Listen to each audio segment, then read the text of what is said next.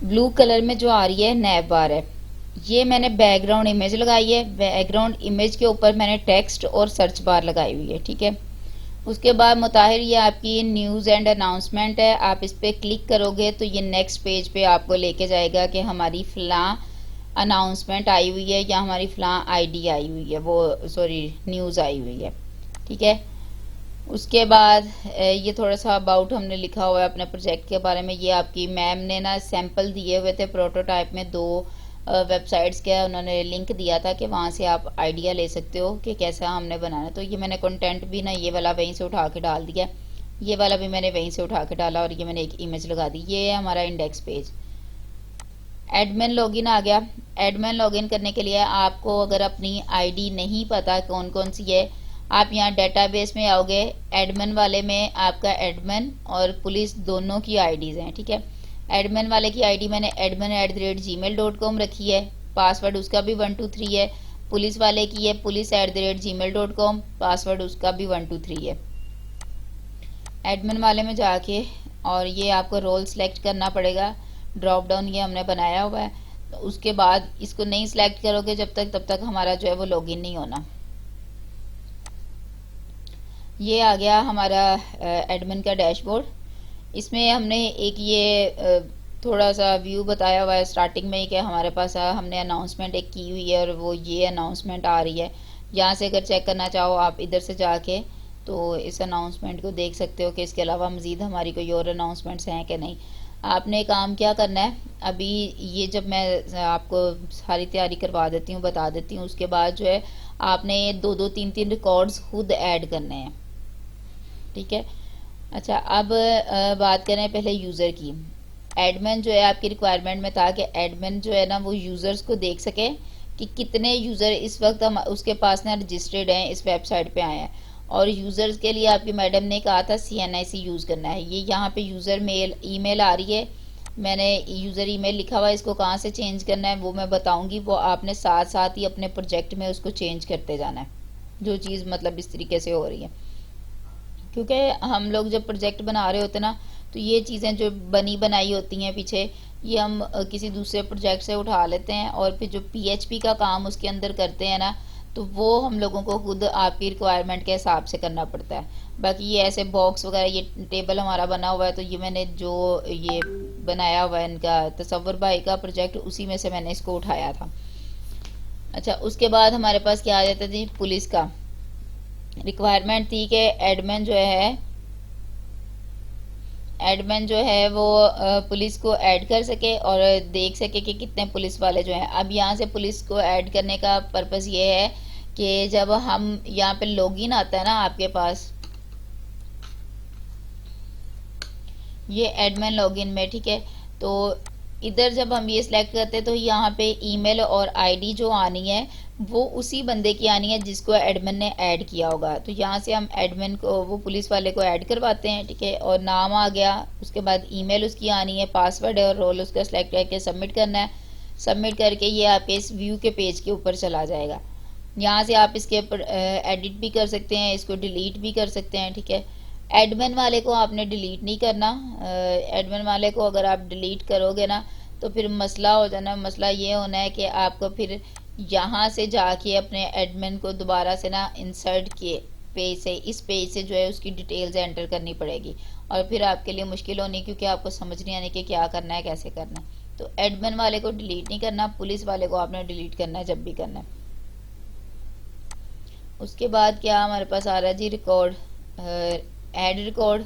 जो रिक्वायरमेंट में था कि जो पुलिस वाले हैं ना वो भी आपका ये गाड़ी अगर चोरी हुई है तो आप उनके पास जाते हो तो वो आपका डाटा जो है वो रिकॉर्ड का वो ऐड कर सके। तो ये हमने वो पेज बनाया हुआ है इसका। और इसके बाद ये जाएगा व्यू रिकॉर्ड में, ये चीज़ आपको शो करवाएगा। एक रिक्वायरमेंट आपकी थी कि आपने डेली और मंथली बेस पे ना डाटा उसकी रिपोर्ट जनरेट करनी है, दिखानी है। तो जब हमारी 3-4 एंट्रीज इसके अंदर हो जाएंगी ना मुख्तलिफ डेट्स में, आपने एक आज की डेट की तो हुई है, आपने एक पिछले मंथ की डेट की करनी है जनरेट, एक उससे अगले मंथ की करनी है। इस तरीके से आप जनरेट करोगे तो खुद ब खुद जो है ना वो यहाँ पे डेली और मंथली रिपोर्ट्स की वो आती जाएगी, ठीक है। वो जहाँ से जनरेट करनी है वो मैं समझा देती हूँ आपको अभी। फिर उन्होंने कहा था कि डेली और मंथली बेसिस की रिपोर्ट्स बने, तो जब हम डेली पे क्लिक करेंगे तो ये डेली वाली जो भी होंगी ना, मतलब आज की डेट की जितनी भी रिपोर्ट्स होंगी वो शो हो जाएंगी, और अगर आप मंथली वाले पे करोगे तो फिर जो उस मंथ की होंगी ये वो वाली शो करवा देगा। फिर आ जाता है अनाउंसमेंट में, ये हमने अनाउंसमेंट ऐड कर रहे हैं। उसके बाद अनाउंसमेंट ये व्यू में आ रही है, इसको एडिट और डिलीट किया जा सकता है। फिर स्लाइड है, ये मैं रिमूव कर दूंगी क्योंकि आपके वाले प्रोजेक्ट में हमने स्लाइड नहीं लगाई हुई। ये था हमारा एडमिन पैनल। सेम इसी तरीके से हमारा जो है वो लॉगिन, वो उसका पुलिस वाला है। पुलिस वाले में क्या था, एक ही रिक्वायरमेंट थी कि वो डाटा जो है ना रिकॉर्ड वो ऐड कर सके और उस रिकॉर्ड को जो है वो रिमूव, वो एडिट और डिलीट कर सके, तो इसका ये वो काम किया हुआ है। थर्ड रिक्वायरमेंट हमारी यूज़र के हवाले से थी। यूज़र लॉगिन करके खुद जो है ना वो ये आईडी कार्ड नंबर है, मैंने रैंडमली जो नंबर मेरे पास है मैंने उनके साथ इसको कर दिया, साइन इन किया है मैंने, सबसे पहले यहाँ पे साइन अप किया है, ठीक है। तो आपको अपना आईडी कार्ड नंबर याद है वो डाल लेना, वरना 1 2 3 4 इस तरीके से करके 14 डिजिट्स डाल देना इसके अंदर और रजिस्टर्ड इसको कर लेना। उसके बाद साइन इन में वापस जाएं, यहाँ पे आपने CNIC नंबर देना है, 1 2 3 करना है और इसको साइन इन कर लेना है। फिर हमारे पास वही पेज आ जाता है। अच्छा, इस पेज के पीछे मैंने बैकग्राउंड इमेज नहीं लगाई थी, इस वजह से कि जब मैं आपको बता रही होंगी तो मैं आपको दिखा दूंगी कि मैंने कहाँ पे इसकी इमेज लगाई है, कहाँ से फिर आपका बटन का कलर चेंज होना है, ये सारी चीज़ें किधर किधर से होनी है, ताकि आपको इसका पता हो और आप फिर इसको कर सकें। अच्छा, ये सारा हमारा मतलब छोटा सा आपका प्रोजेक्ट था वो इस चीज़ में कंप्लीट हो गया। अब हम जो है इसका इंडेक्स पेज सबसे पहले देखेंगे।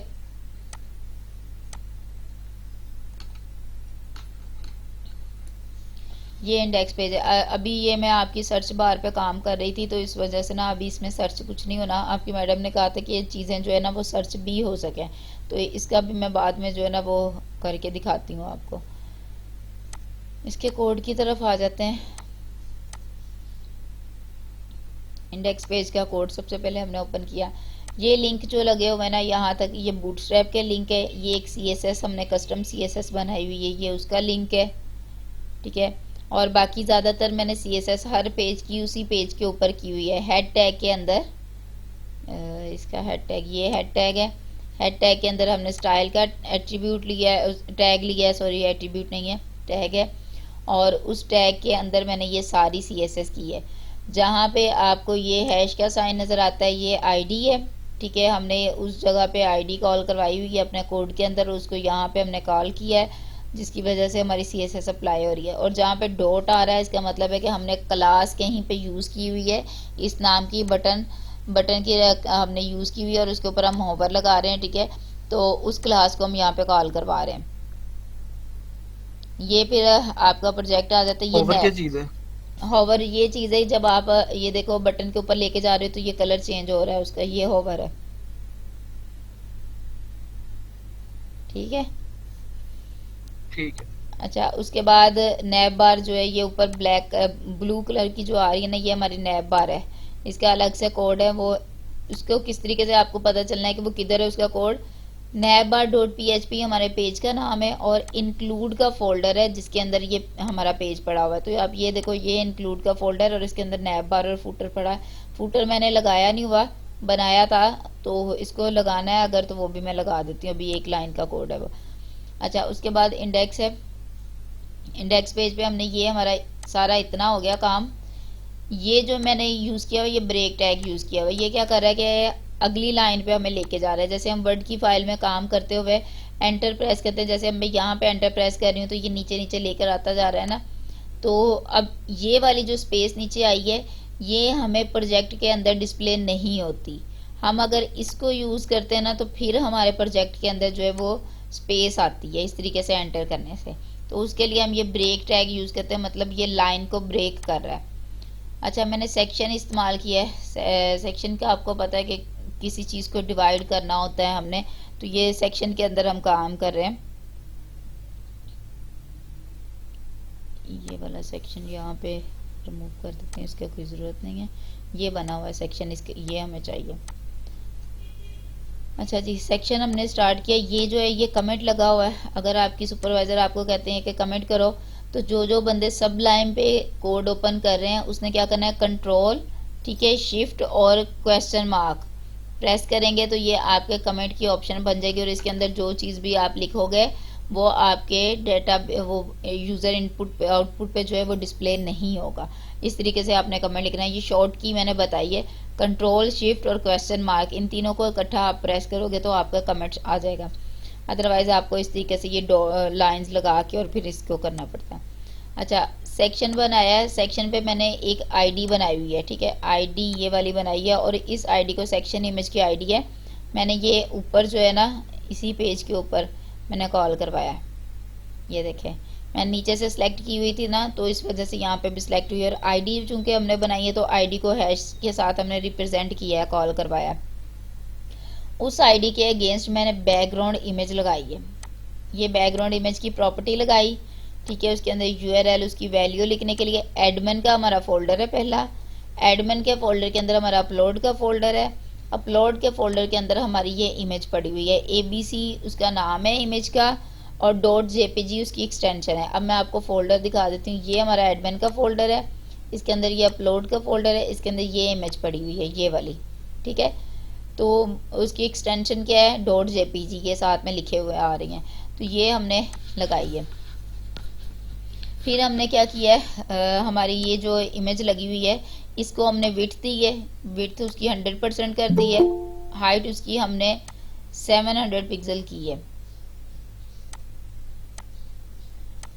पिक्सल और परसेंटेज में फ़र्क है, ठीक है। अगर आप पिक्सल के अंदर यूज़ करते हो px के साथ तो आपको जो वैल्यू है वो ज़्यादा देनी पड़ती है। अगर आप 100% के साथ यूज़ करते हो तो आपको वैल्यू ज़्यादा नहीं देनी पड़ती, आपकी वैल्यूज़ कम होती है। अब आप ये देख लो, विड्थ मैंने 100% की है और हाइट मैंने 700 पिक्सल किया है। कितना डिफरेंस आ रहा है उसके अंदर, 600 वैल्यूज़ का डिफरेंस आ रहा है। अच्छा, उसके बाद हमने क्या किया जी, इमेज जब भी आप लगाते हो आपने देखना होता है कि इमेज आपकी रिपीट ना हो। इमेज को अगर आपने कवर करना है तो वो करना है। मैंने बैकग्राउंड साइज इमेज को दिया है कवर। ये इस वक्त जो है वो हमारे पूरे इस एरिया को कवर कर रही है। अगर मैं जो है इसको हटाती हूँ बैकग्राउंड कवर को, ठीक है, सेव किया, कंट्रोल F5 प्रेस किया तो ये देखें इसने यहाँ से स्पेस छोड़ दी है। जितनी उसकी विड्थ थी 100% उसने उतनी ले ली है, इसको कवर नहीं किया। अच्छा, फिर एक और चीज़ आगे हम कर रहे हैं, बैकग्राउंड रिपीट। इसकी प्रॉपर्टी अगर हम नहीं यूज़ करते, बैकग्राउंड रिपीट लिख के और नो रिपीट नहीं करते तो आपकी जो भी होगी ना इमेज वो रिपीट होना शुरू हो जाएगी। ये देखो, अभी ज़रा मैं इस दोनों चीज़ों को इकट्ठा करती हूँ।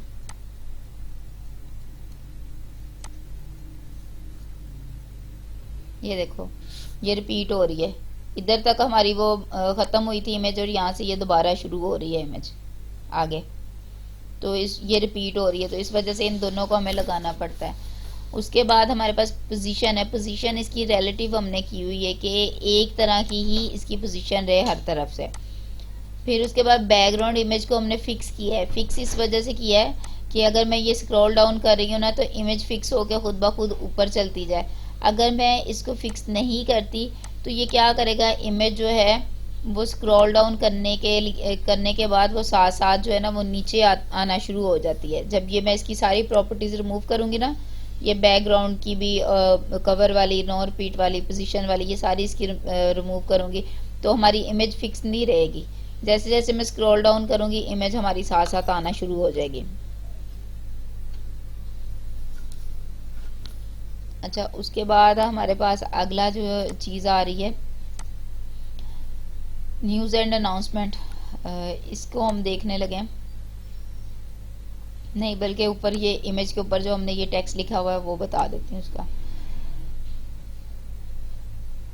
ये हमारी वो सेक्शन बना हुआ है, सेक्शन के ऊपर इस डिव के ऊपर काम किया। अभी तक जितना काम हुआ है ना इस पूरे सेक्शन पे यहाँ तक जो है वो इमेज लगी हुई है।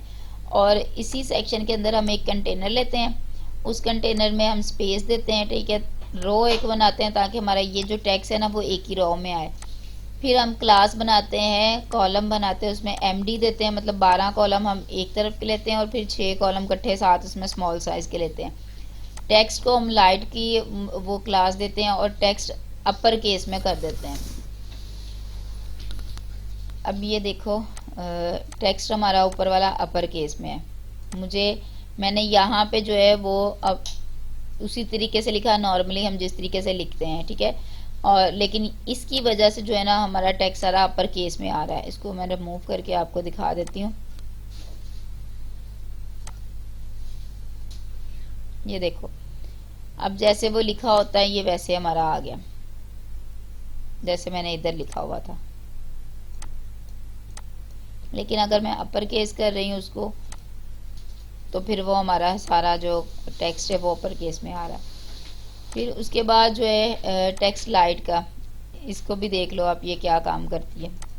मैं हमेशा चेंज करके उसके बाद जो है कंट्रोल एस करने के बाद कंट्रोल F5 प्रेस कर रही हूँ, ठीक है।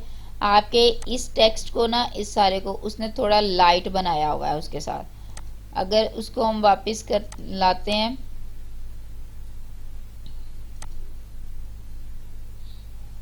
ये देखो थोड़ा सा स्टाइल जो है ना आपका उसका चेंज हो जाता है टेक्स्ट का। उसके बाद कंट्रोल F5 का पर्पस क्या है? कंट्रोल F5 से ये रूट तक रिफ्रेश होता है और उसकी वजह से जो है CSS अप्लाई हो जाती है। आपको अपना सिस्टम जो है वो बार बार रीस्टार्ट नहीं करना पड़ता। उसके बाद मैंने क्या किया है जी, ये यहाँ तक हो गया। हेडिंग मैंने दी हुई H3 की और H1 की। इनका तो आपको पता ही है क्या है। पहले वाला जो ऑनलाइन स्टॉलर का आ रहा है ना, उसका कलर मैंने वाइट किया है और उसको मार्जिन टॉप दिया है। इसका पर्पस ये है कि टेक्स्ट जो है ना वो आपका ऊपर से नीचे की तरफ आ रहा है। मैंने हमेशा आपको बताया है कि मार्जिन और पैडिंग जब आप देते हो तो इसका थोड़ा उल्ट चलता है। अगर आप टॉप दे रहे हो तो टेक्स्ट आपका या इमेज आपकी बॉटम की तरफ आ रही है। अगर आप बॉटम देते हो तो वो ऊपर की तरफ जा रही है। अगर लेफ्ट देते हो तो राइट तरफ जाती है, राइट देते हो तो लेफ्ट तरफ जाती है। तो मैंने नीचे लेकर आना था टेक्स्ट, क्योंकि अगर मैं इसको रिमूव करती हूँ,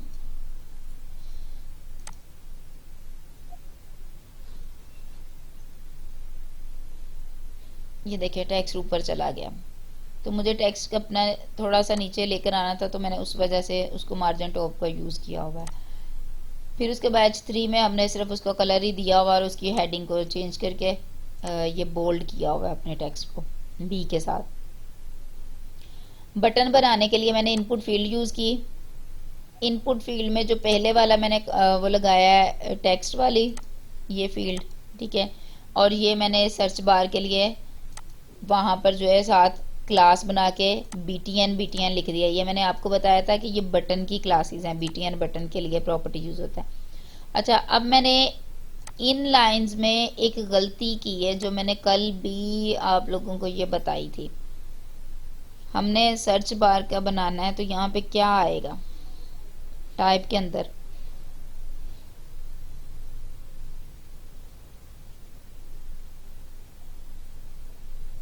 याद है किसी को? जल्दी जल्दी बोल पड़ा करें। ये सबमिट का नहीं आएगा? सबमिट आएगा या फिर सर्च, हम दोनों में से कोई एक चीज लगाएंगे। इस चीज के मैंने क्या? यहाँ पे हाईलाइट किया हुआ था, हमने टेक्स्ट लिखा हुआ था यहाँ पे। ये तो देखो बनाना क्या है? आप देख क्या रही बटन हो? बनाना है?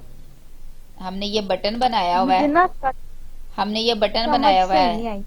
देखें हमने बटन वहां पे बनाया हुआ है, लेकिन जब इस पे हम क्लिक करते हैं तो अंदर हमारे इस बटन के अंदर वो देखो एरो शो हो रहा है, हाईलाइट हो रहा है, जिसके साथ हम लिख सकते हैं इसके अंदर। ये देखो मैं लिख रही हूँ, अच्छा, जबकि हमने वो बटन बनाया हुआ है। तो इसको हम सबमिट करेंगे। ये देखो अब सबमिट लिखा नहीं करने जा के लिए रहा। तो सबमिट ही लगेगा। अब देखो लिखा नहीं जा रहा, ठीक है ना। अच्छा, उसके बाद मैम यहाँ पे सबमिट की जगह सर्च भी लिख सकते हैं? हाँ जी, क्योंकि हम सर्च कर रहे हैं इस वजह से। अच्छा, ऊपर ये जो हमारी ये बनी हुई है इनपुट फील्ड, इसके अंदर VIN मैंने लिखा हुआ है, ठीक है। ये इनकी वो गाड़ी का नंबर वगैरह से उस हिसाब का लिखा हुआ है। ये प्लेस होल्डर के अंदर लिखने की वजह से वहाँ पे वो डिस्प्ले हो रहा है। उसके ऊपर मैं क्लिक करती हूँ तो वो ऐसे ही लिखा नज़र आ रहा है, लेकिन जब मैं उसके ऊपर कुछ लिखूंगी तो वो गायब हो जाएगा। फिर हमारे पास जो है ये सर्च बार वाली पे आ जाते हैं। क्लास हमने बनाई, बटन दिया, ठीक है, उस बटन को हमने लार्ज साइज दिया है और उस बटन को हमने कर दिया फिल, कि उस पे जो भी कलर हम लगाएंगे या जो भी उसका कलर आ रहा है वो फिल होना चाहिए उसके अंदर। और फिर ये एक मैंने न्यू क्लास बनाई है होवर 1 की, और इसको मैंने यहाँ पे ऊपर कॉल करवाया, यहाँ पे ये वाली आनी है, ठीक है। इसके साथ मैं लगाती हूँ होवर 1,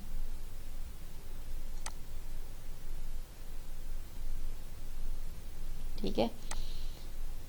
अच्छा, इस क्लास के ऊपर हमने ये कलर उसका चेंज किया है। कलर मैं वहां पे कर देती हूँ वाइट,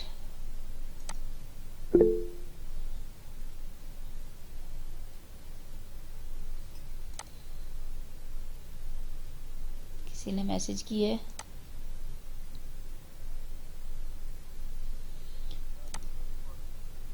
अच्छा जी, ये उसका कलर मैंने वाइट कर दिया है होवर का, बटन का।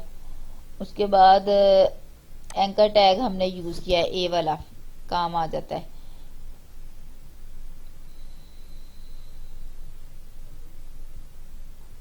आवाज नहीं आ रही।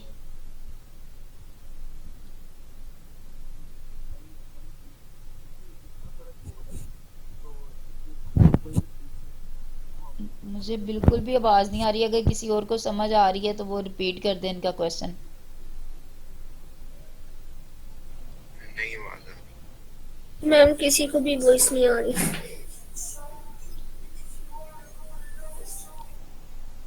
थोड़ा सा लाउड बोलें या माइक की सेटिंग चेक कर लें।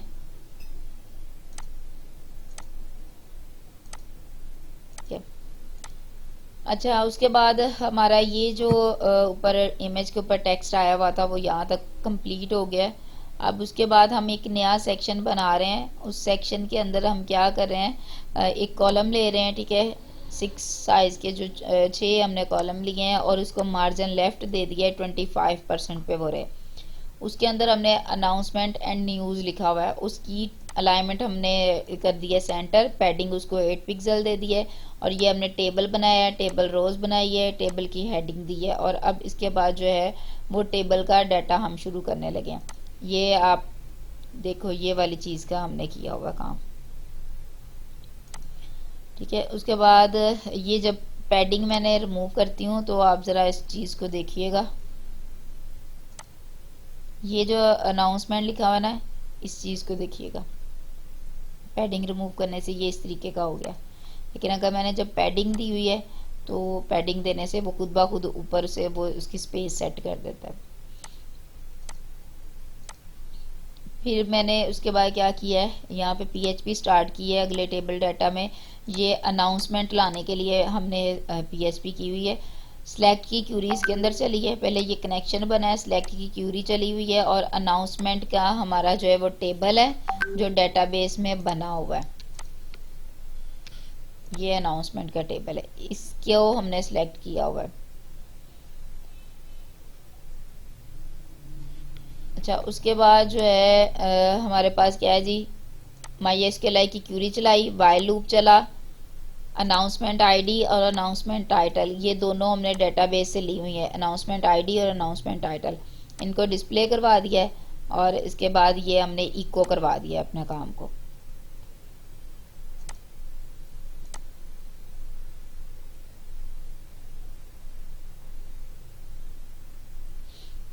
अगर इतने सारे कोड में किसी स्पेसिफिक चीज़ पे जाना होगा ना, तो आपकी सुपरवाइज़र आपसे कहती हैं कि ये पेज आपके बना हुआ है, इस पेज के ऊपर आपकी ये अनाउंसमेंट आ रही है, ठीक है, इसका ये background colour blue colour change कर दो या इसको बोल्ड कर दो, कुछ भी, मतलब वो इसको चेंज करने के लिए अगर बोलती हैं तो आपने सबसे पहले तो देखना है आप यहाँ पे किस पेज पे हो।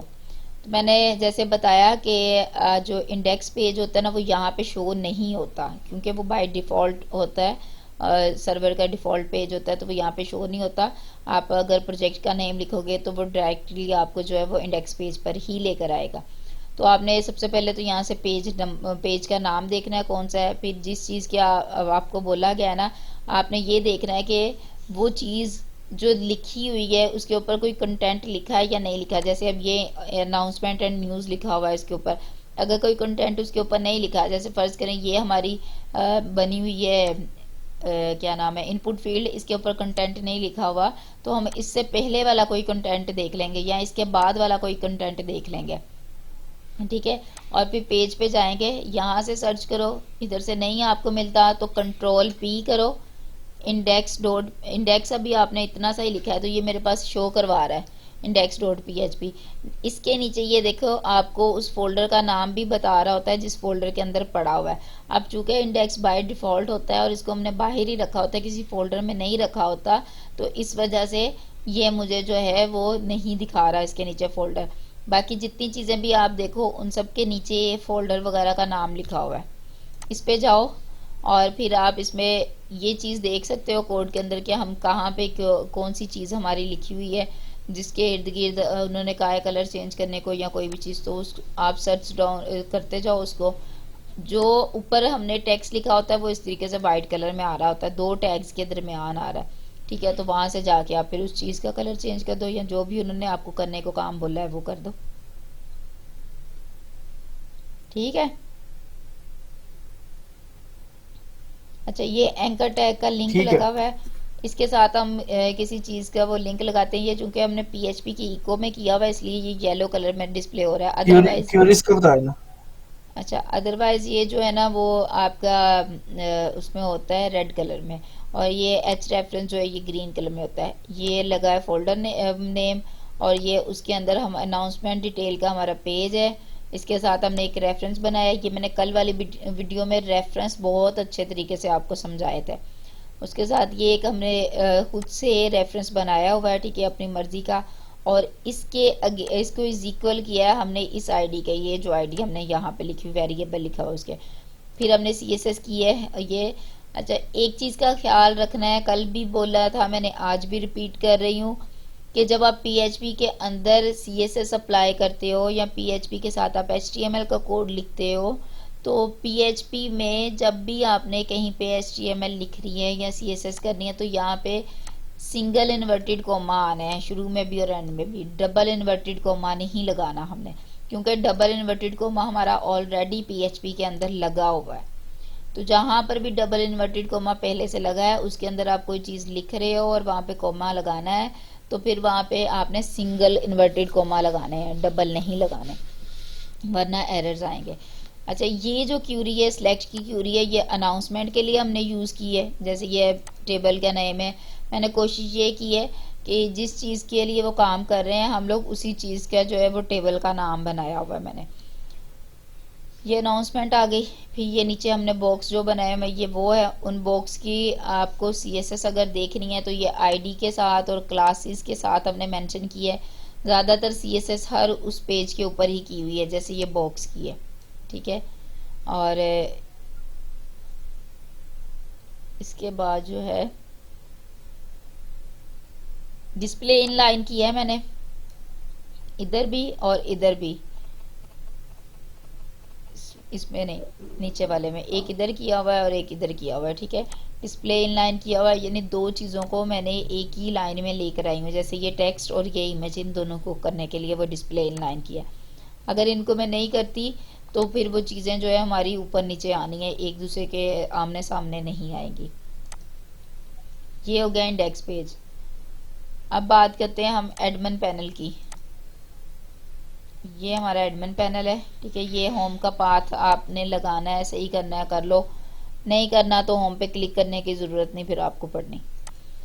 अच्छा, इसके लिए हम जाएंगे इस एडमिन पैनल में, और सबसे पहले हमारा आ रहा है, एक तरफ ये साइड बार आ रही है, एक तरफ ये डैशबोर्ड हमारा व्यू अनाउंसमेंट वाला वो पेज दिखा रहा है डैशबोर्ड के ऊपर। यहाँ पे हमारे जो है वो डैशबोर्ड आना है, ठीक है। तो ये मैं साथ साथ आपको सेट करके भी दिखा देती हूँ। साइड बार आपकी यहाँ पे बनी हुई है, ये एडमिन साइड बार के नाम से। यहाँ पे आना है admin underscore dashboard,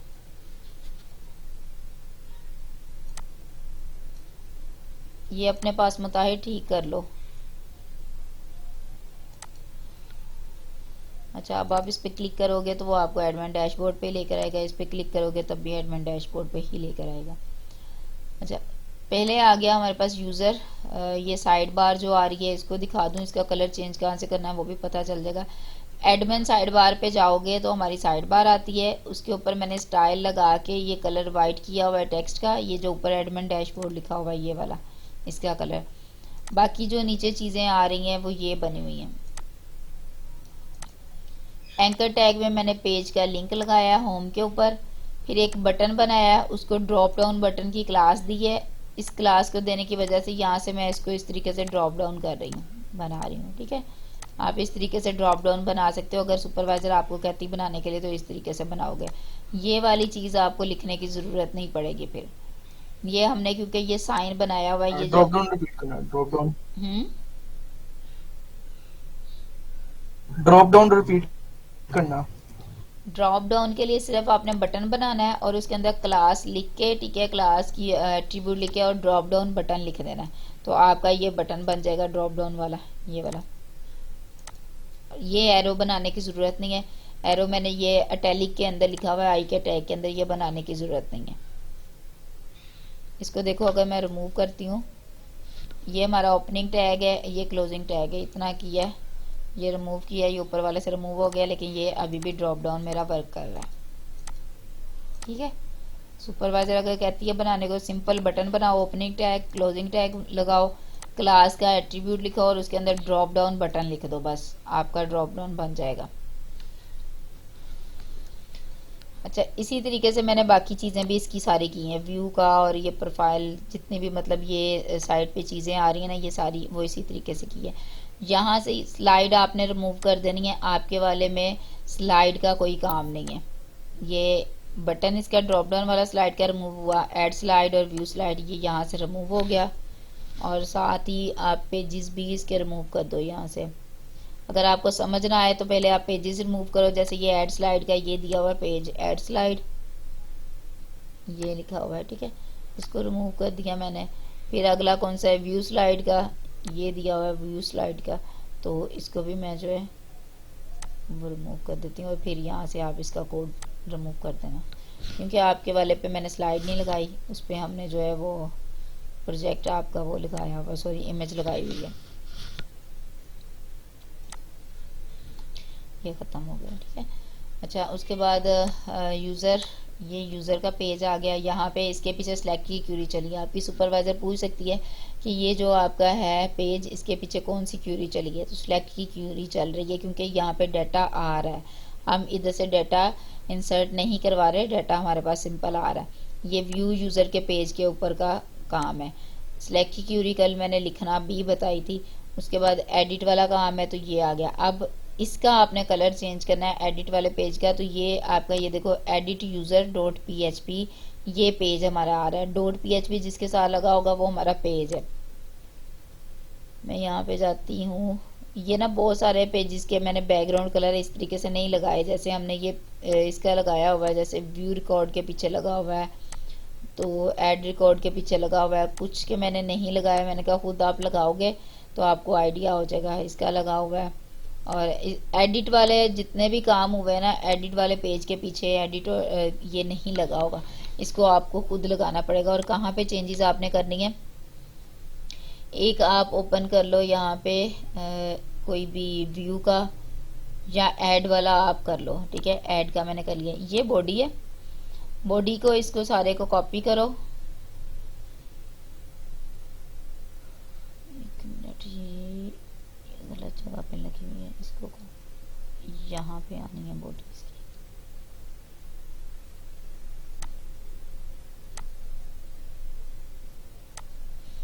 add announcement के पेज पे, ठीक है। ये छोटा सा प्रोजेक्ट है मैम? हाँ जी, ये छोटा प्रोजेक्ट है। उसी बॉडी को कॉपी कर लेना मुताहिर, और उसके बाद जो है ना, ये बॉडी के ऊपर मैंने ये लगाई हुई है, इमेज लगाई है। ये इमेज को मैंने वही बैकग्राउंड रिपीट, उसके नो रिपीट किया हुआ है, बैकग्राउंड साइज कवर किया हुआ है, और ये मार्जिन मैंने टॉप 5% दिया हुआ है, ताकि ये ऊपर से कंटेंट जो है वो नीचे की तरफ आए। अब इसका मैं आपको दिखा देती हूँ। एडिट वाले सारे काम पे ये होना है, एडिट पुलिस वाले पे भी होना है, ठीक है। यहाँ पे आपकी बॉडी आ जानी है और एडिट रिकॉर्ड वाले पे भी ये आना है। इसके टोटल कितने इंटरफेस हैं? एक पुलिस वाला हो गया, एक एडमिन वाला हो गया, यूजर वाला हो गया, हाँ जी, तीन है। 3 है। ये एडिट यूजर वाला है, ठीक है, इन सब पे लगने वाला था। अब ये देखो एडिट यूजर पे लगाया, लग गया। अब इसकी ये जो बटन है ना, इस बटन को भी मैं इसके इक्वल करने लगी हूँ। इमेज अगर चेंज करने को आपको कहते हैं तो आपने बॉडी के अंदर जाके यहाँ से इमेज चेंज करनी है। इमेज लगाने का तरीका मैंने बताया है, ये कि आपके इमेज का नाम आ गया और आगे उसकी एक्सटेंशन आ गई और उससे पहले जो है वो फोल्डर का नाम आता है। इन डॉट्स का मतलब होता है कि अगर उस फोल्डर से बाहर कहीं पड़ी हुई है तो वो फिर खुद ही वहां से पिक कर ले, ठीक है। लेकिन वो पहले डाउनलोड करनी पड़ती है ना। इमेज आपके सिस्टम में कोई ना कोई पड़ी होगी या इसके अंदर भी पड़ी हुई है, जैसे ये ठीक है, मैंने ठीक है, इसकी लगाई हुई है, ये अपलोड के अंदर इमेजेस पड़ी हुई हैं, यहाँ से लगा लेना। अगर अपलोड से लगानी है, जैसे अब देखो मैंने अपलोड से लगानी है तो मैं सबसे पहले यहाँ पे लिखूंगी अपलोड और ये एडिट यूजर वाले पे है, मतलब हमारे यूजर के फोल्डर से बाहर है, एडिट यूजर के पेज पे हैं हम। तो इस वजह से जो अपलोड का फोल्डर है वो एडमिन वाले में है, तो हमें यहाँ पे एडमिन का भी लगाना पड़ेगा, फिर जाके हमारी यहाँ पे इमेज लगनी है, ठीक है। और अगर इससे भी नहीं आ रहा तो फिर आप यहाँ पे डॉट्स के साइन लगाओ।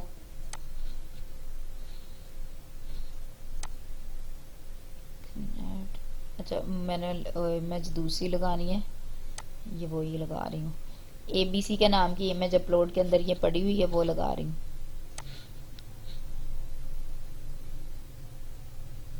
यहाँ पे एडमिन उसके साथ नहीं आई, पाथ चेंज आप करके देखो।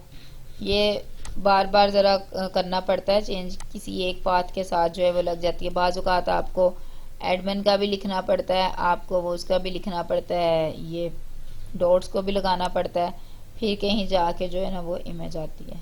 ये देखो अब जैसे ये इमेज आ गई, ठीक है। अगर हम इंटरनेट से भी कहीं इमेज देखें और उसका यूआरएल दे दें, वो वेब पेज का यूआरएल दे दें जहाँ इमेज पड़ी हो, वो उसमें भी आपको देखना पड़ता है ना, उसमें भी एरर आ जाते हैं, पाथ नहीं ठीक लगता तो एरर आते हैं। फिर पाथ का इशू होता है सारा, इंटरनेट वाले भी लग जाती है लेकिन पाथ का इशू होता है। पाथ अगर सही लग रहा है तो ठीक है, अगर नहीं सही लग रहा है तो फिर एरर।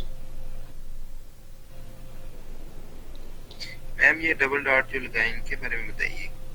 इनका मैंने आपको बताया तो है कि अगर उस फोल्डर में नहीं है, उस फोल्डर से बाहर कहीं पड़ी हुई है, तो ये डबल डॉट जो है वो खुद ही उस फोल्डर तक पहुंच जाते हैं, वहां से फिर आपकी इमेज उठा लेते हैं।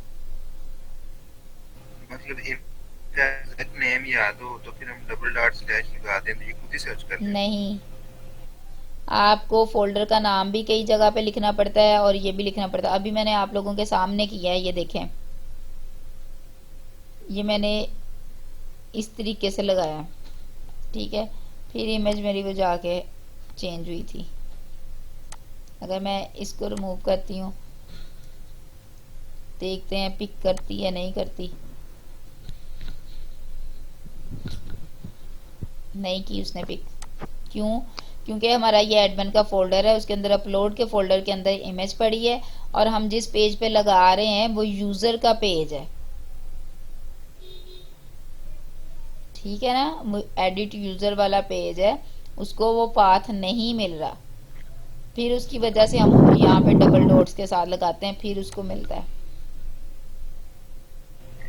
अगर मैम अगर में की जगह पड़ी हो तो ऊपर जो सर्च बार होता है कंप्यूटर का, वहां से हम एड्रेस कॉपी करके इधर पेस्ट कर सकते हैं। आप वहाँ का एड्रेस नहीं ले सकते क्योंकि आपका प्रोजेक्ट जो है वो लोकल सर्वर पे चल रहा है, आप उसको उसमें HTML में नहीं बना रहे।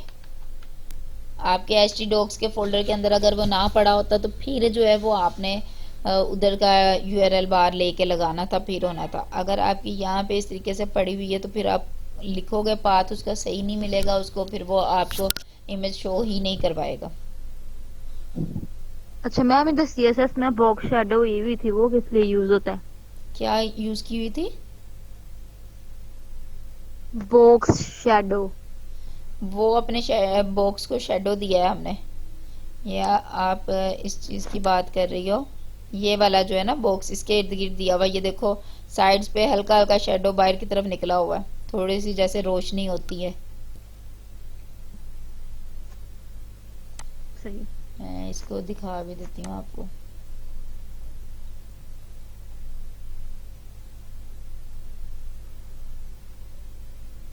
ये बात कर रही हो आप, ये ठीक है। इसको मैं थोड़ा सा जी। ठीक करती हूँ, आपको अंदाजा हो जाएगा खुद ही। ये देखो, ये ऊपर वाले की आई, नीचे रोशनी ज्यादा है, शेडो एक बन गया। इसके लिए ये हमने तीन वैल्यू, ये अच्छा, ये किस लिए लिखा हुआ है? 0 1, ये 0 12 15। हमने पिक्सल उसके सेट किए हैं, ये लेफ्ट राइट टॉप और बॉटम। कितने लेफ्ट साइज राइट। का आपने देना है, मतलब चारों साइड पे देना है, किसी एक साइड पे देना है, उस हिसाब से। अगर मैं सिर्फ एक साइड का देती हूँ, जैसे ये मैं कट कर देती हूँ, तो वो उसने एक साइड पे ही दिया है, लेकिन वो बहुत मामूली सा दिया है, बाकी की उसने नहीं उठाई चीजें। ठीक है, यहाँ से आप उसका वो कलर जो है वो बढ़ा सकते हो। RGBA में और RGB के अंदर जब भी आप कलर लगाते हो, तो मैंने कल बताया था कि 255 लास्ट लिमिट होती है इसकी, सारे रंगों की। अब इसको मैं अप्लाई करके अगर आप लोगों को दिखाऊं ना, ये देखो 255,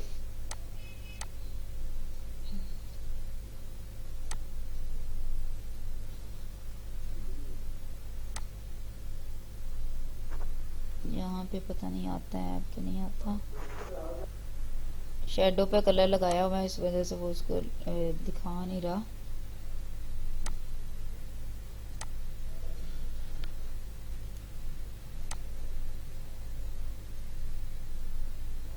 शेडो पे लगा हुआ है, वो दिखा नहीं रहा वहां पे शेडो का कलर।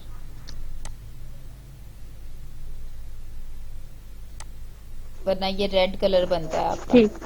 ठीक है, अब मैं इसको एक मिनट। मैम ये जी, रेड ग्रीन ब्लू और ए पर क्या है? अल्फा।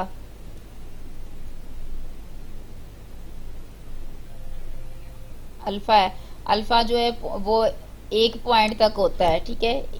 0.0 से स्टार्ट होके उसको हम एक पॉइंट तक लेते हैं, और उसमें क्या करते हैं जी हम, मैं आपको दिखाऊं, ये हमने बॉक्स वाइट कलर का पीछे लगाया हुआ है ना,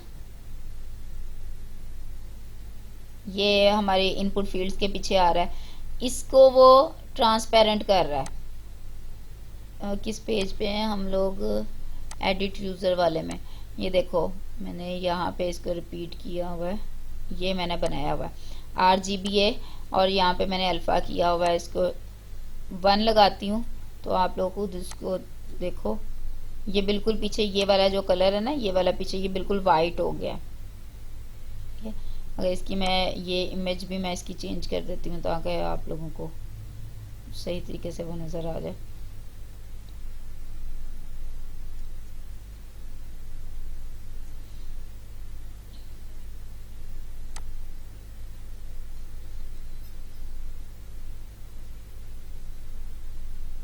हम एडिट यूज़र वाले पेज पे हैं। ओके, अच्छा जी, यहाँ पे इसको ही करती हूँ और सेव करके देखती हूँ। नहीं, पिछली वाली ये इमेज, पाथ इसका सेट करना है हमने। अपलोड एडमिन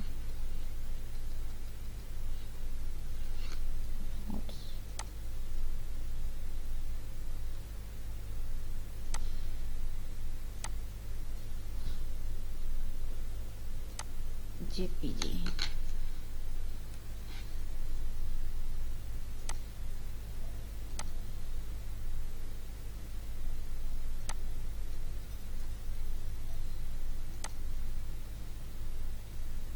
मुझे लगता है हम किसी और पेज पे हैं और वर्किंग किसी और पेज पे कर रहे हैं। 18 मैं इस चीज़ को देख के फिर मैं करती हूँ।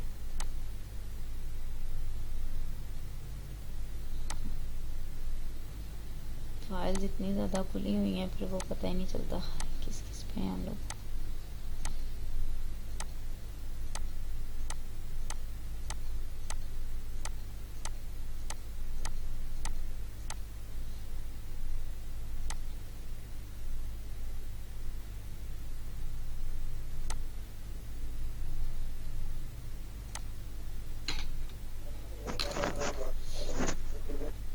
अच्छा जी, यहाँ पे हम लोग लगा रहे थे वो उसका ABC वाला है और इधर आ गया एडमिन अपलोड।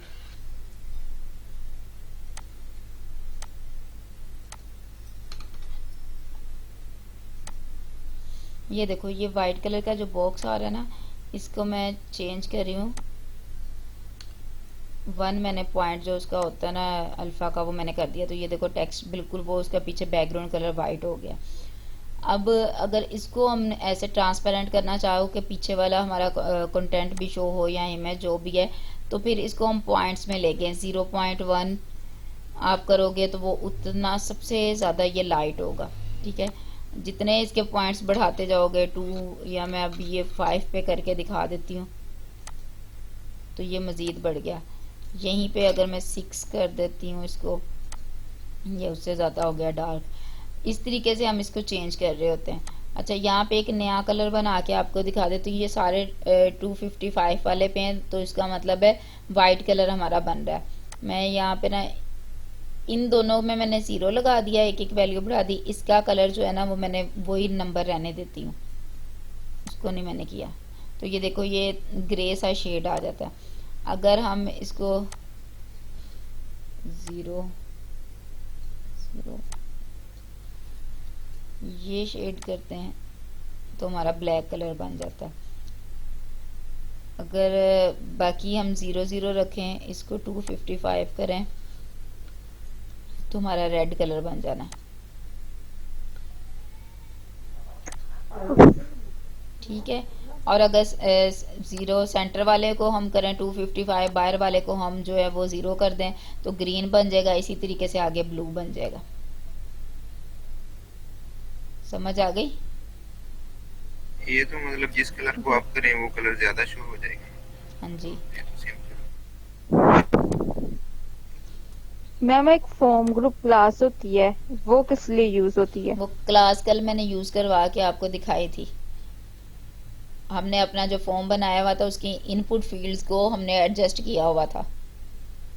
वो ऊपर नीचे कर, अच्छा ठीक है, वो ऊपर नीचे हाँ जी स्पेस करने के लिए ना? जी। ठीक है, फॉर्म स्पेस करने के लिए नहीं है, उसको हमने अपनी इनपुट फील्ड सारी एक जैसी करवाई हुई है। मतलब वो ना ज़्यादा ऊपर है ना नीचे है, ना साइडों से वो ज़्यादा है, ना कोई बड़ी है ना छोटी है, एक जैसी है सारी। उसके बाद मुताहिर ये देखें, अब रिजवान आप भी, ये बटन है हमारा, ठीक है। हम एडिट यूज़र वाले पेज के ऊपर हैं, इसी के एंड में जाके आपको ये बटन मिलना है, ये वाला है। ये सबमिट नाउ जहाँ पे लिखा आ रहा है ये हमारा बटन है। बटन को मैंने विड्थ ये वाली दी हुई है। अभी मैंने बाकी सबकी सेट कर दी थी। ये जितनी हमारी इनपुट फील्ड बढ़ी है उतनी ज़्यादा मैंने इसको करना है, तो मैं इसकी भी ये वैल्यू चेंज कर देती हूँ, तो वो जितनी इनपुट फील्ड बढ़ी है उतना हो जाएगा।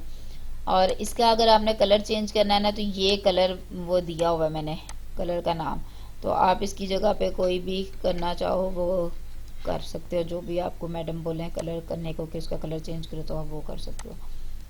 मैंने इसमें जो है वो दूसरा कलर यूज़ किया हुआ है, हेक्सल्स कलर यूज़ किए हुए मैंने। अच्छा, इसी फॉर्म की तरह के आपके बाकी सारे फॉर्म है। अब इसके ऊपर जो है ना एडिट वाला है, तो हमारी सर्च की क्यूरी भी चली है और अपडेट की क्यूरी भी चली हुई है। 2 क्यूरीज चली हुई है एडिट वाले पे।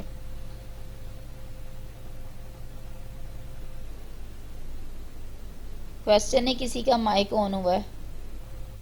मैम ये जो वेट हाँ जी बटन की विड्थ आपने एग्जैक्टली जो ऊपर बनी हुई है वैल्यू को हाँ जी। प्रॉपर कैसे की है? एक ही वैल्यू से 9 मैंने ना ये 5 आपने ये पहले मैं चेंज कर करके देख देख के फिर की हुई है, ठीक है। अब मैंने सिर्फ यहाँ से 9 इस वजह से चेंज किया क्योंकि बाकी सारे पेजेस के ऊपर भी सेम ऐसा ही बटन बना होगा, ठीक है। ये इसके ऊपर नहीं अभी वो किया होगा, ये आना है। तो वो एक जैसे बटन बने हुए हैं, जैसे ये वाले का बना हुआ है, तो मुझे वो डिजिट्स उसके याद हो चुके हैं, इस वजह से मैंने जस्ट उसका 9 रिप्लेस किया है वहाँ से। ठीक है, हाँ जी।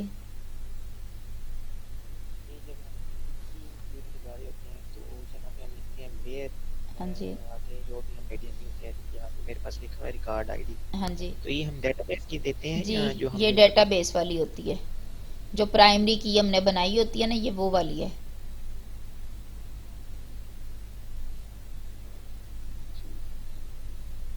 ठीक है, अच्छा उसके बाद अब इन चीज़ों को बताने की तो मेरी ज़रूरत नहीं ना है, मतलब आप ये चीज़ें अब बाकी की खुद आपको पता चल जानी चाहिए। ये सारी हमने रिपीट की हुई है। ऐड का लफ्ज़ जहाँ पे लिखा आ रहा है, जहाँ से हम ऐसे खाली फील्ड्स को ऐड कर रहे हैं चीज़ें, वहाँ पे हमारी इनसाइड की क्यूरी चल रही है। जहाँ पे डाटा आ रहा है, शो हो रहा है, वहाँ पे हमारी सर्च की वो सिलेक्ट की क्यूरी चल रही है। इस बटन के पीछे डिलीट की क्यूरी चल रही है, इसके पीछे एडिट वाले पे सिलेक्ट की क्यूरी भी चल रही है और हमारी अपडेट की क्यूरी भी चल रही है।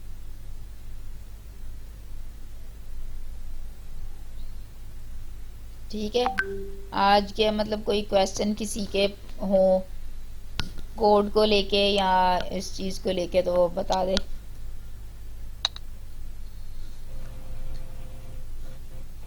जी, अगर वो जैसे डिलीट की क्यूरी चल रही है तो हम एग्जैक्टली डिलीट की क्यूरी पे जाते हैं, उसका मतलब क्वेश्चन आता है, तो हम कैसे पता चलेगा ये कौन से पे कहाँ से हम ये सर्च करेंगे? अगर वो आपको कहते हैं कि आप डिलीट की क्यूरी दिखाओ किधर बनी हुई है, ठीक है, सबसे पहले तो आपको ये पता होना चाहिए कि डिलीट का बटन हमने किस पेज पे लगाया है।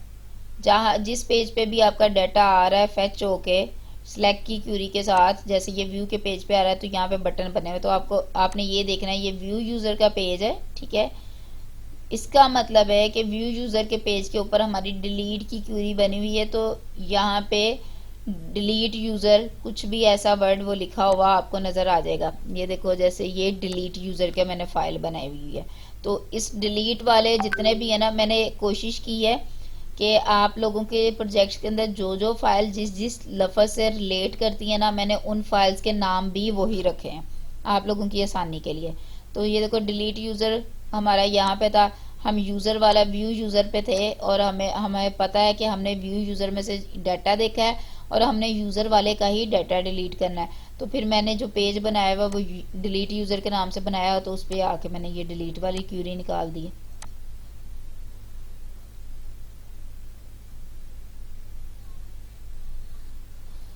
अगर एडिट वाली करनी है तो फिर एडिट यूज़र है, ये एडिट यूज़र है तो उसकी क्यूरी निकल आई है। ये ऊपर सर्च की क्यूरी है, सिलेक्ट वाली क्यूरी है पहले, फिर उसके बाद ये अपडेट की क्यूरी चल रही है। जी ठीक।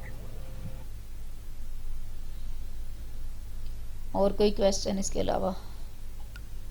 आज मैं थोड़ा जल्दी जल्दी इस वजह से कर रही हूँ ना, और मैं बार बार आप लोगों से क्वेश्चन पूछ रही हूँ क्योंकि ये पहले वाले ही सारे क्वेश्चंस हैं जो हम रिपीट कर चुके हैं। तो मैं चाह रही थी कि आज ये सारा आप लोगों को करवा के ना आज मैं खुद जल्दी सो जाऊँ, क्योंकि मेरी तबीयत आज बहुत ख़राब हुई है इतने दिनों से जाग जाग के। कल फिर मेरे 2 दिन मेरे फिर बहुत बिजी जाने हैं, क्योंकि मंडे वाले दिन 6 लोगों का वाइवा है और 6 लोगों के वाइवे मैंने उनके प्रोजेक्ट्स के भी काम क्लियर करने हैं और उनको वाइवा भी तैयार करवाना है। एक क्रूसल होता है, वो क्रूसल क्लास किस क्रूसल लिए नहीं यूज होता, होती है? क्रूजल होता है वो, हम स्लाइडर जो बनाते हैं ना, पता स्लाइडर। नहीं क्या होता। ये देखो मैं दिखाती हूँ, हाँ, ये स्लाइडर बना हुआ आ रहा है, ये मैं डॉट्स भी नीचे आपको बने हुए हैं, इनकी वजह से ये आगे मूव करती हैं इमेजेस। ये इसको स्लाइडर भी बोलते हैं, क्रूजल भी बोलते हैं। ठीक है, हाँ जी, आप क्या कह रहे थे? ये बस उसका कोड समझा दें, ये ना इसका कोड समझा दें, मैं ये जो भी करती हूँ, स्लाइडर बना हुआ है या क्रूसल एक बना हुआ है। मिनट मैं उसको ओपन कर लूँ प्रोजेक्ट को।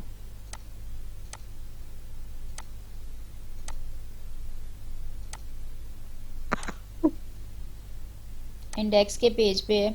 ठीक है, इसमें हमने क्या किया हुआ है जी, एक तो इसमें हमारी क्यूरी लगती है डेटाबेस वाली, जिसमें हम डेटाबेस के थ्रू अपना ये क्रूजल ऐड करते हैं, ठीक है, और उसके बाद वो एडमिन पैनल से ऐड होता है और फिर उसके बाद हम ये स्लाइडर से लेकर आ रहे हैं स्लैक की क्यूरी के साथ। अच्छा, मैंने डेटाबेस के साथ किया, डेटाबेस के साथ काम हमारा आसान हो जाता है, वैसे थोड़ा मुश्किल होता है। क्लास हमने बनाई है। आपने मेरे प्रॉब्लम स्लाइडर लगा दिया है। हाँ जी, आपके वाले पे स्लाइडर लगाया है, दूसरे वाले पे इमेज लगाई हुई है, तीसरे वाले पे अभी सोचा नहीं है क्या लगाना है। स्लाइडर कख नहीं पता। ये स्लाइडर समझाने लगी हूँ, समझ लें इसको, आपके प्रोजेक्ट का ही खोला है। सुबह ना काम खराब हो जाना मुझे लग रहा है। नहीं होना काम खराब।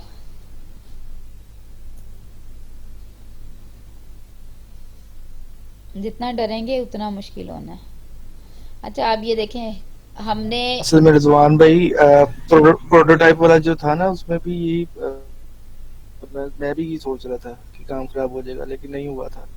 बस वो अल्लाह को ना दिल में रख के इंशाल्लाह सब ठीक होगा। अपने वाइवा से बेफिक्र पहले रहो। ना हाजत के नफल पढ़ लीजिएगा। डरेगा तो वो ना जिसको कुछ कुछ आता होगा, हुसैन, आपको पता है आपके भाई जिसको ने कुछ वाइवे आता ही वाले दिन नहीं। कितने नफल पढ़े थे? मैम उसने बताया ही नहीं। मैं बताती हूँ। मैं जिस स्टूडेंट की आप लोगों को बात बता रही थी ना, एक मिनट। अच्छा, हम लोग कैरेजल बनाते हैं। कैरेजल के लिए क्या करते हैं, एक डिव लेते हैं और उसके अंदर क्लास में हम कैरेजल स्लाइड लेते हैं, ठीक है। ये बूटस्ट्रैप की एक क्लास यूज होती है। डेटा राइड में हम कैरेजल लिखते हैं, मतलब ये हमारे जो इमेज है ये राइड हो रही है, मूव हो रही है, ठीक है। कैरेजल बन रहा है इसके अंदर। इसको हम बाद में इसकी बात करेंगे, आईडी हमने क्यों बनाई है, इसको क्यों यूज किया। ओएल की बात करते हैं। हमने अब तक जहाँ पे भी यूज किया यूएल को यूज किया है, ठीक है। ओएल फर्स्ट टाइम यहाँ पे यूज कर रहे हैं, इसका मतलब है ऑर्डर लिस्ट। यूएल होता है अनऑर्डर लिस्ट, ठीक है। ओएल की वजह से यहाँ पे ये डॉट्स डिस्प्ले इस तरीके से हो रहे हैं। अच्छा, इसके अंदर तीन इस वजह से शो हो रहे हैं क्योंकि हमने ये 3 LI बनाई हुई है, इस वजह से वो आ रहा है। ओएल के अंदर हमने ये कैरेजल इंडिकेटर्स किया है, ठीक है। इसका मतलब है कि ये जो हमारे डॉट्स बने ना, ये हमारे इंडिकेटर्स बन गए हुए। जैसे आप लोग गाड़ियां चलाते हो, ड्राइव किसी ना किसी को आती होगी, या मोटर बाइक चलाते हो उसका भी आपको पता है, तो उसके ऊपर आप लोग कहीं पे भी यू टर्न लेते वक्त वो इशारे ऑन कर देते हो, लाइट्स उसकी ऑन कर देते हो। बाज़ औक़ात कुछ लोग उनको इंडिकेटर्स भी बोल रहे होते हैं, जो उसका रियल नेम है। तो ये वही है इंडिकेटर्स। जैसे हमारी उन गाड़ियों के इंडिकेटर्स है ना, मूव होते वक्त हम बता रहे हैं कि लेफ्ट साइड पे हम मूव कर रहे हैं, तो हम लेफ्ट साइड की लाइट जो है वो ऑन कर देते हैं, और इसी तरीके से राइट साइड पे मूव करना है तो राइट साइड की कर देते हैं। तो ये वही इंडिकेटर्स हैं, ये हमारी इमेज के ऊपर लगे हुए, ये बता रहे हैं कि हम इस वक्त फलानी जगह पे काम कर रहे हैं या हमारे सामने फलानी चीज़ आ रही है, ठीक है। और उसके बाद फिर हमारे पास आ जाता है जी ये वाली आईडी, ये डाटा टारगेट आ गया एट्रीब्यूट। इसके अंदर जो आईडी हमने ये कॉल करवाई है हैश के साइन के साथ, वो ये वाली आईडी है। ये आप अपनी मर्जी से ABC भी लिखते, XYZ भी लिखते, जो आप इस आईडी के अंदर लिखते हैं वही आप यहाँ पे लिख सकते थे। मैंने माई कैरेजल ही लिखा हुआ है, इसकी जगह पे अगर मैं यहाँ पे चेंज करती हूँ ना, ABC करती हूँ, तो मुझे यहाँ पे भी चेंज यही करनी पड़ेगी। आईडी बनाने की क्या जरूरत है? आईडी बनाओगे तो डाटा टारगेट होगा। ये क्या है, डाटा टारगेट, हम डाटा उसका टारगेट करने लगे हैं। किसी चीज को निशाना बनाना हो तो उसको टारगेट करना पड़ता है पहले, ठीक है। उसके बाद डाटा स्लाइड। अब हम बता रहे हैं कि हम कितनी स्लाइड्स बनाने वाले हैं। पहली स्लाइड को हम 0 का नाम दे देते हैं, दूसरी को 1 का नाम दे देते हैं, तीसरी को 2 का नाम देते हैं। पहले वाली को हम एक्टिव कर देते हैं कि हमारी जो पहली स्लाइड है ना, सबसे पहले 0 वाली वही सबसे पहले शो हो। अगर हम किसी और को एक्टिव करेंगे ना तो पहले वो वाली शो करवाएगा। अच्छा, यहाँ पे ये चीज़ ख़त्म होगी। अब हम इनर पार्ट बना रहे हैं इसका। ये अभी तक ये जितनी चीज़ बनी है ना, ये बनी है कि हमारे ये इंडिकेटर्स बने हैं और हमारा ये बाहर वाला जो सेटअप बना हुआ है वो बना हुआ है, मतलब इसका फ्रेम बना हुआ है, और इसके अलावा जो है ये डाटा टारगेट हो रहा है उसका, और कितनी स्लाइड्स हैं वो दिखा रहा है। अब हम इसके ऊपर इनर का काम करने लगे हैं। कैरेजल इनर की क्लास जो हम बनाते हैं, इसके अंदर हम ये काम करते हैं कि उसमें हम इसकी इमेजेस वगैरह को शो करवाते हैं। डिव क्लास आइटम हम बनाते हैं, ठीक है। ये अपनी मर्जी से फिर ये क्लास बनाई हुई आइटम्स की, और पहले वाली को एक्टिव किया है क्योंकि हमने ऊपर भी जीरो वाली को एक्टिव किया था। फिर हमने इमेज लगा दी, इमेज को विड्थ हाइट दी है, डाटा सोर्स किया है। जैसे हम इमेज के अंदर src सोर्स यूज करते हैं ना लिंक लगाने के लिए, कैरोसेल के अंदर सोर्स लगाने के लिए हम डाटा सोर्स करते हैं, और वहां पे फिर ये आपकी इमेज के फोल्डर का नाम आ गया, ठीक है।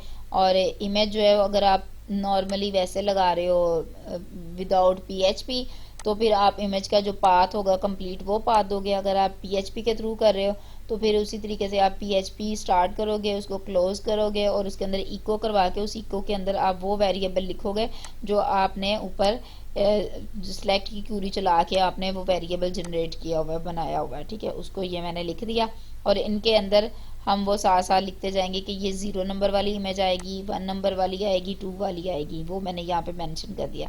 इस चीज़ को हमने डाटा को स्लाइड को बना दिया। सिर्फ ये आपका कैरोसेल है, ये तीनों जगह पे यही काम हुआ है, इसमें कुछ चेंज नहीं है।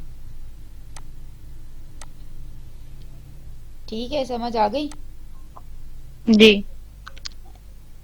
अगर किसी को कुछ ना समझ आई हो तो अब यहाँ पे डाटा सोर्स भी हमने किया है और सोर्स वाला भी किया है, और दोनों में इमेज का पाथ हमने सेम दिया है।